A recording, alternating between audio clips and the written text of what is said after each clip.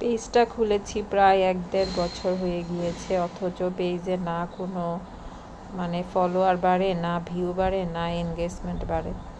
মানে ২-১ দিন ভিডিও না দিলেই এনগেজমেন্ট রেড হয়ে যায়, মানে ভালোই লাগে না, আর ইচ্ছা করে না পেজে কোনো কাজ করি।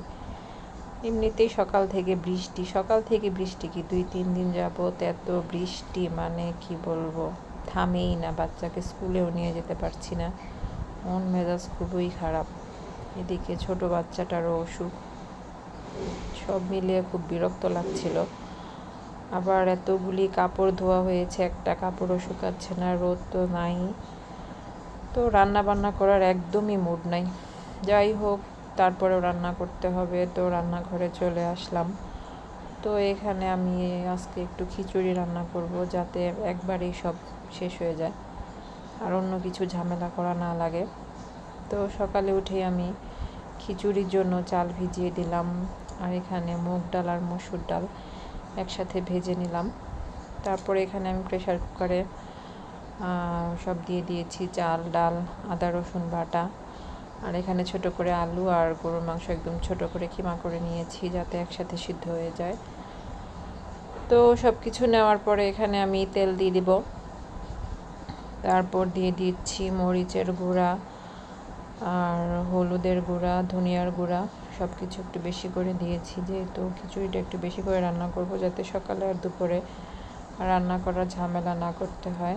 জাস্ট একটু ডিম ভেজে নিব।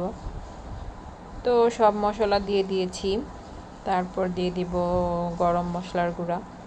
এই গরম মশলা গুঁড়োটা আমি সব কিছু একসাথে মিক্সড করে গুঁড়া করে নিয়েছি, তো আর ঝামেলা করতে হয় না, একসাথেই দিয়ে দিলেই হয়। আর দিয়ে দিলাম লবণ। এখন ভালো করে হাতে মেখে নিচ্ছি খিচুড়িটা, হাতে মেখে রান্না করব। এভাবে রান্না করতে খুবই কম সময় রান্না করা যায়, আর খেতেও ভালোই হয়। কিন্তু দুঃখের বিষয়, আমি আসলে রান্না করতে চেয়েছিলাম মানে লেটকা খিচুড়ি, তো আমার কেন জানি মানে লেটকা খিচুড়িটা হয় না, হয়ে যায় ঝরঝরে খিচুড়ি।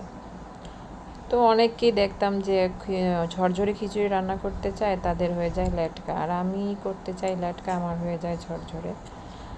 যাই হোক, আমার তো ঝরঝরে খিচুড়ি খেতে সমস্যা হয় না, কিন্তু আরিশার আব্বুর আবার লেটকা খিচুড়ি ভালো লাগে। তো এই তো আমার খিচুড়ি রেডি হয়ে গিয়েছে, অনেক ঝরঝরে হয়েছে, একটু নরম হলে বেশি ভালো লাগতো। তো এই তো খিচুড়ি রান্না শেষ, এখন আমি ডিম ভেজে করে নিব।